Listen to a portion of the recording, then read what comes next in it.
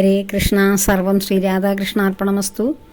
ഇന്ന് നമുക്ക് നിർജ്ജല ഏകാദശിയെക്കുറിച്ച് അറിയാം. ജൂൺ 18 നിർജ്ജല ഏകാദശിയാണ് കടന്നു വരുന്നത്. ഇത്തവണ ജൂൺ 17 പ്രഭാതത്തിൽ ഉദിക്കുമ്പോഴും ഏകാദശിയുണ്ട്. ജൂൺ 18 ഉദയത്തിൽ ഏകാദശിയുണ്ട്. അപ്പോൾ 2 ദിവസം ഏകാദശി വരുമ്പോൾ സ്വാഭാവികമായും സംശയമുണ്ടാകാം, ഏത് ഏകാദശിയാണ്, ഏത് ദിവസമാണ് എടുക്കേണ്ടതെന്ന്. ജൂൺ 18 ഏകാദശിയും ദ്വാദശിയും കൂടി കടന്നു വരുന്ന ദിവസം തന്നെ വേണം ഏകാദശി എടുക്കേണ്ടത്. അങ്ങനെ ദ്വാദശി ചേർന്ന് വരുന്ന ഏകാദശി എടുക്കുന്നതിൻ്റെ മാഹാത്മ്യത്തെക്കുറിച്ച് മുൻപ് കഴിഞ്ഞ ഏകാദശിയെക്കുറിച്ചുള്ള വീഡിയോയിൽ പ്രതിപാദിച്ചിരുന്നു. അപ്പോൾ ജ്യേഷ്ഠമാസത്തിലെ ശുക്ലപക്ഷ ഏകാദശിയാണ് നിർജ്ജല ഏകാദശി, അല്ലെങ്കിൽ പാണ്ഡവ ഏകാദശി, അല്ലെങ്കിൽ ഭൈമ ഏകാദശി, അല്ലെങ്കിൽ ഭീമ ഏകാദശി എന്നൊക്കെ നാം എന്നൊക്കെയുള്ള വിളിപ്പേരുകളിലൂടെ നമ്മൾ അറിയുന്ന നിർജ്ജല ഏകാദശി. ഇത് ഒരു വർഷം വരുന്ന 24 ഏകാദശികൾ എടുക്കാതിരുന്നാലും നിർജ്ജല ഏകാദശി വളരെ കഠിനമായി ചിട്ടയോടുകൂടി, സത്യത്തിൽ ഉമിനീര് പോലും ഇറക്കാതെ ജലപാനമില്ലാതെ എടുക്കണം എന്നാണ്. അങ്ങനെ എടുത്തു കഴിഞ്ഞാൽ 24 ഏകാദശികളുടെയും ഫലം കിട്ടും. സാധാരണഗതിയിൽ നമ്മൾ ഏകാദശി വ്രതം അനുഷ്ഠിക്കുന്നവർക്ക് അത് ബാധകമല്ല. നമ്മൾ എങ്ങനെയാണോ ഏകാദശി എടുക്കുന്നത് അതുപോലെ തന്നെ തുടരാം. എങ്കിൽ ഒരു വർഷത്തിൽ ഒരിക്കൽ മാത്രം ഏകാദശി അനുഷ്ഠിക്കുവാൻ ആഗ്രഹിക്കുന്നവർ ഇത് കഠിനമായ വ്രതമായി തന്നെ, അതായത് കരിക്കിൻ വെള്ളമോ പാലോ മറ്റ് തുളസി തീർത്ഥമോ ഒന്നും കഴിക്കാതെ നിർജ്ജലമായി തന്നെ എടുക്കണം.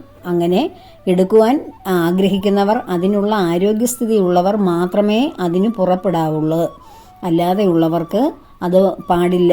പെട്ടെന്നൊരു ദിവസം നമ്മൾ ജലപാനം പോലുമില്ലാതെ ഏകാദശി വ്രതം അനുഷ്ഠിക്കുവാൻ വേണ്ടി ആരോഗ്യം നോക്കാതെ തുടങ്ങിയാൽ നമുക്കെന്തെങ്കിലും ആരോഗ്യപരമായ പ്രശ്നങ്ങൾ ഉണ്ടാകാൻ സാധ്യതയുണ്ട്.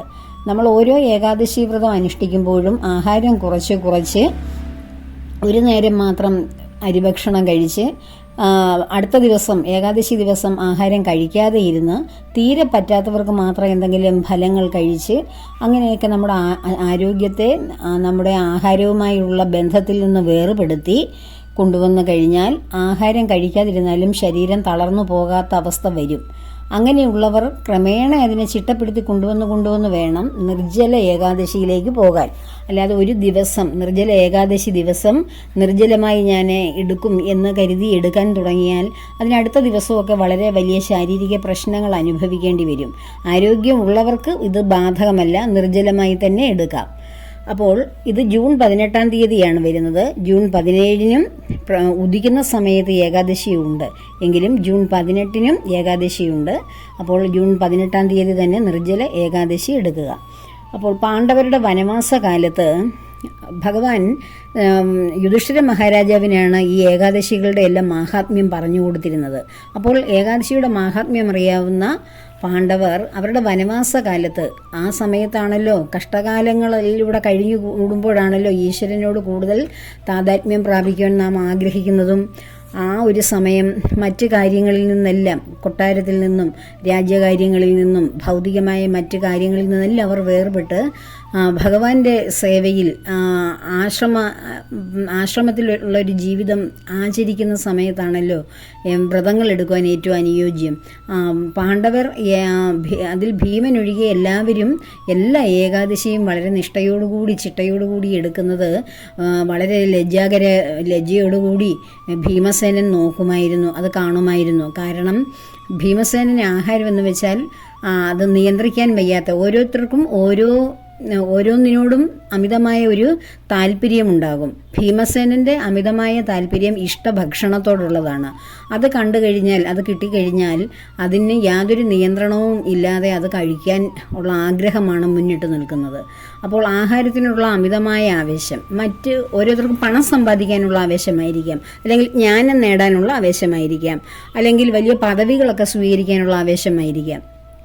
ആഗ്രഹങ്ങൾ പലതായിരിക്കാം. അപ്പോൾ ഈ ഇത് ഭീമസേനനുണ്ടായത് ആഹാരത്തിനോടുള്ള അമിത ആവേശമാണ്. അത് കാരണം ഭീമസേനന് മറ്റു പാണ്ഡവരും പാഞ്ചാലിയും ആചരിക്കുന്ന ഈ ഏകാദശി വ്രതങ്ങളൊന്നും എടുക്കാൻ കഴിയുന്നില്ലല്ലോ തനിക്ക് എന്ന് വളരെ വിഷമത്തോടുകൂടി ഭീമസേനൻ ആലോചിക്കുമായിരുന്നു. ആ ഒരു നിഷ്ഠ, ആഹാരത്തിലുള്ള നിഷ്ഠ വയ്ക്കുവാൻ അദ്ദേഹത്തിന് കഴിയാതെ പോയി.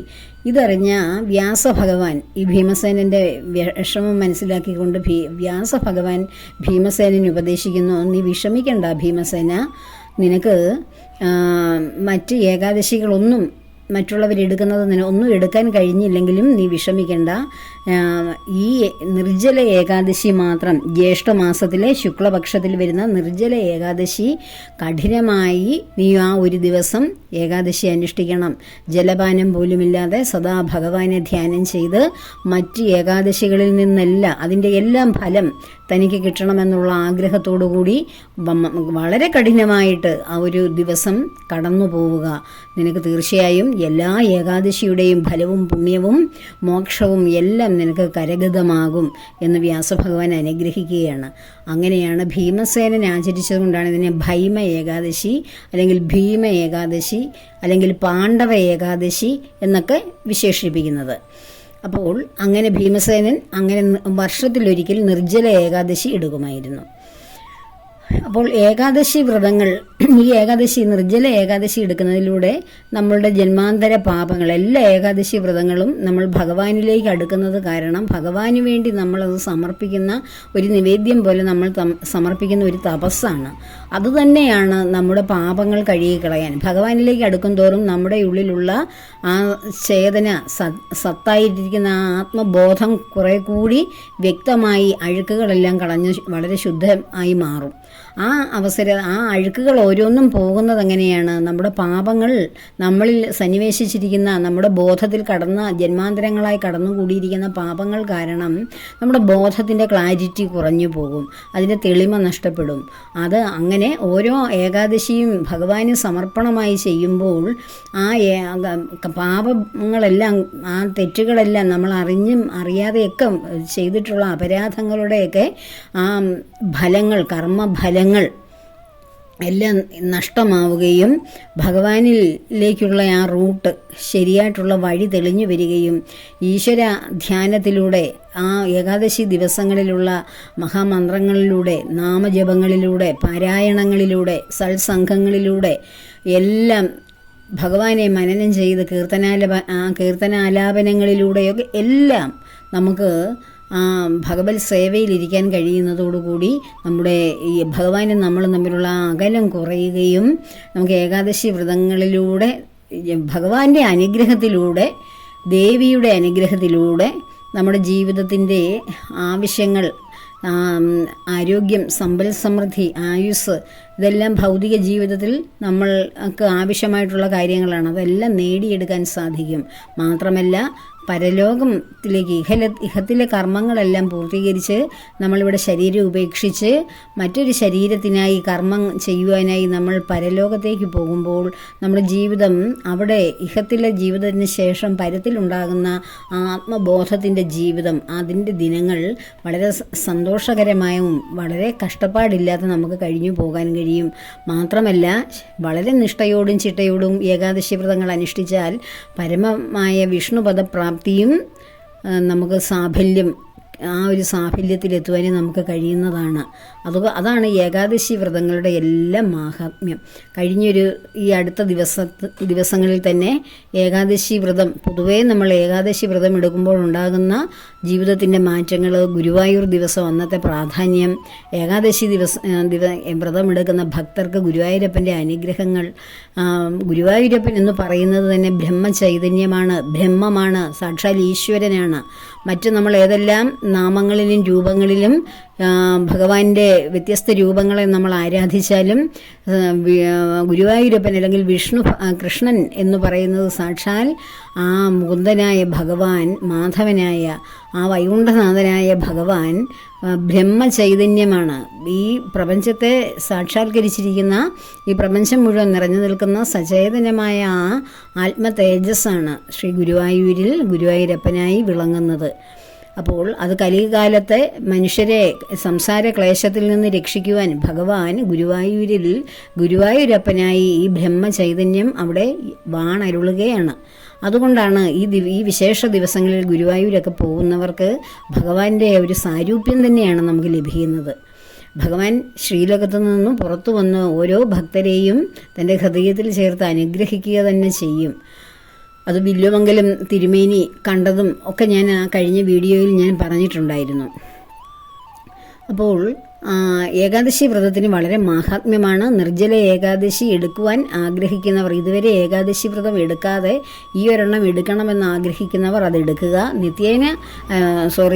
എല്ലാ മാസവും വരുന്ന ഏകാദശികളെല്ലാം നമ്മൾ എടുക്കുന്നവർ നിർജ്ജല ഏകാദശിയും എടുത്തു പോവുക.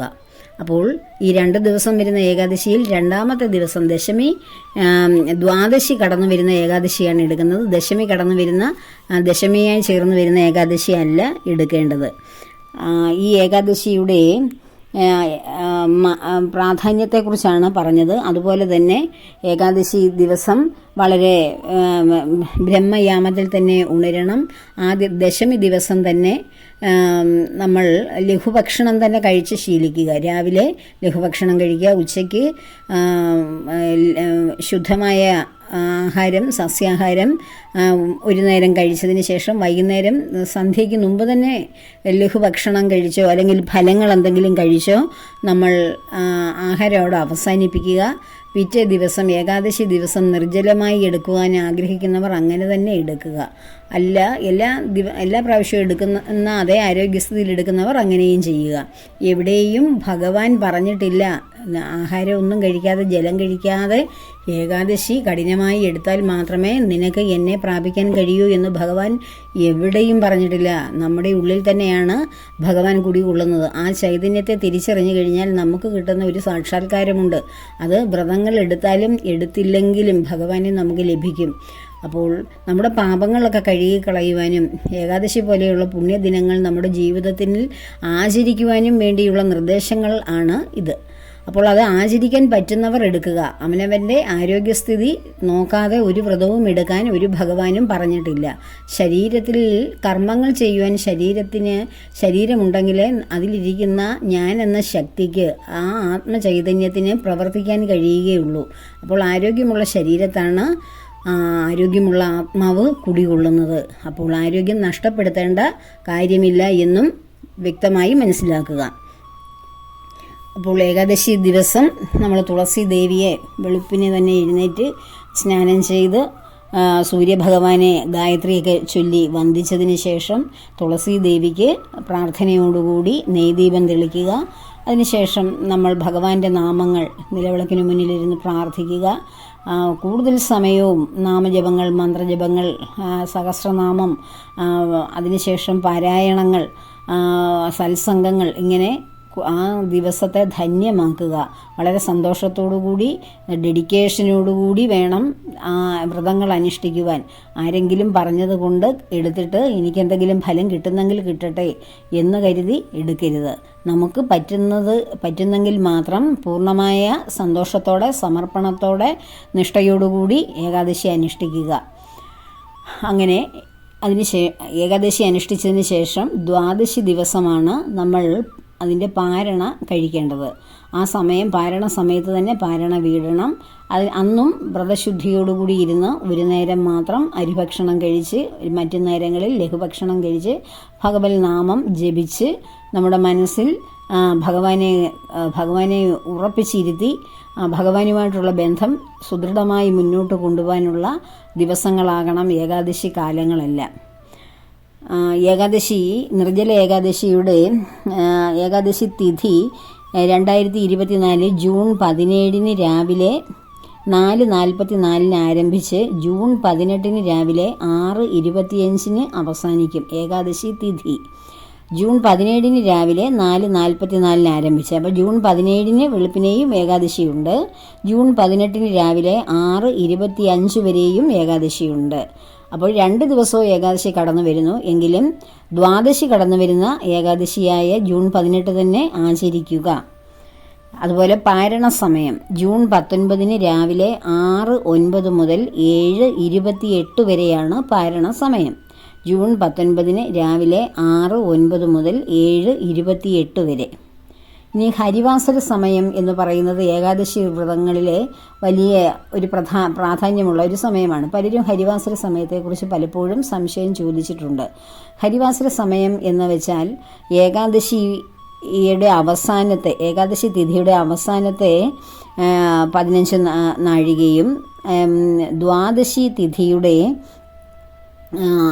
ആദ്യത്തെ 15 നാഴികയും ആയി വരുന്ന, അതായത് 12 മണിക്കൂർ അങ്ങനെ വരുന്ന ആ ആദ്യത്തെ 15 നാഴിക 6 മണിക്കൂർ, ദ്വാദശി തിഥിയുടെ ആദ്യത്തെ 15 നാഴിക 15 നാഴിക എന്ന് വെച്ചാൽ 6 മണിക്കൂർ, ഏകാദശി തിഥിയുടെ അവസാനത്തെ 15 നാഴിക എന്ന് പറയുന്നത് 6 മണിക്കൂർ. അങ്ങനെ 6 12 മണിക്കൂർ ഉള്ള സമയമാണ് ഹരിവാസര സമയം. ആ ഹരിവാസര സമയം എന്ന് പറയുന്നത് ലക്ഷ്മി ദേവിയോട് ഒപ്പം ഗരുഡാരൂഢനായ ഭഗവാൻ ഭൂമിയിൽ തൻ്റെ ഭക്തർ തനിക്ക് വേണ്ടി പ്രാർത്ഥിക്കുന്ന ഏകാദശി ദേവിയെക്കുറിച്ചുമൊക്കെ ഞാൻ കഴിഞ്ഞ ദിവസം പറഞ്ഞിരുന്നു. ഏകാദശി വ്രതമെടുക്കുന്നവർക്ക് ദേവിയുടെ അനുഗ്രഹവും ഭഗവാന്റെ അനുഗ്രഹവും ലഭിക്കുന്നതിനെക്കുറിച്ച്. അപ്പോൾ ദേവി സമേതനായി ഭഗവാൻ ഭൂമിയിൽ വന്ന് ഭക്തരെ അനുഗ്രഹിക്കുന്ന ഒരു സമയമാണ് ഹരിവാസര സമയം. ആ സമയത്ത് അഖണ്ഡ നാമജപങ്ങളിൽ ഏർപ്പെടുന്നത്, അതായത് ഇടമുറിയാതെയുള്ള നാമജപത്തിൽ ഏർപ്പെടുന്നത് വളരെ ഉത്തമമാണ്. ഹരിവാസര സമയമെന്ന് പറയുന്നത് ജൂൺ 17 അർദ്ധരാത്രി 12:41 മുതൽ, ജൂൺ 17 അർദ്ധരാത്രി 12:41 മുതൽ ജൂൺ 18 ഉച്ചയ്ക്ക് 12:41 വരെ. ജൂൺ 18 അതായത് ഏകാദശി ദിവസം ഉച്ചയ്ക്ക് 12:41 വരെയാണ് ഹരിവാസര സമയം. ഈ സമയത്ത് പല തരത്തിലുള്ള മന്ത്രങ്ങൾ, നാമങ്ങൾ, പാരായണങ്ങൾ എല്ലാം ചെയ്ത് നമുക്ക് ഭഗവാനെ പ്രീതിപ്പെടുത്താം. ഒപ്പം ദേവിയുടെയും ഐശ്വര്യങ്ങളും അനുഗ്രഹങ്ങളും നമുക്ക് നേടാൻ സാധിക്കും. അപ്പോൾ ഹരിവാസര സമയം പറഞ്ഞു, പാരണ സമയം പറഞ്ഞു, ഏകാദശി തിഥി പറഞ്ഞു. അങ്ങനെ നിർജ്ജല ഏകാദശി എടുക്കുവാൻ ആഗ്രഹിക്കുന്ന ഏവർക്കും ഭഗവാന്റെ അനുഗ്രഹത്താൽ അത് സമ്പൂർണ്ണമായി എടുക്കുവാൻ, ഭഗവാന്റെ അനുഗ്രഹം ലഭിക്കുവാൻ പ്രാർത്ഥിക്കുന്നു. എല്ലാവരെയും ഭഗവാൻ അനുഗ്രഹിക്കട്ടെ. എല്ലാ ഏകാദശികളും എടുക്കുവാൻ എല്ലാവർക്കും അനുഗ്രഹം കൊടുക്കട്ടെ ഭഗവാൻ എന്ന പ്രാർത്ഥനയോടുകൂടി സർവവും ഭഗവാന്റെ പത്മപാദങ്ങളിൽ സമർപ്പിക്കുന്നു. ലോകാ സമസ്ത സുഖിനോ ഭവന്തു.